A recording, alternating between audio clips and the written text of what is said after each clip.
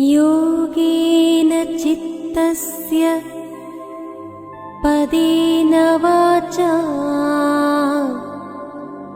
मलं शरीरस्य च वैद्यकेन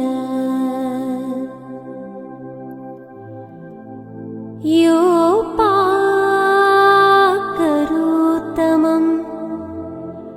प्रवरं मुनीना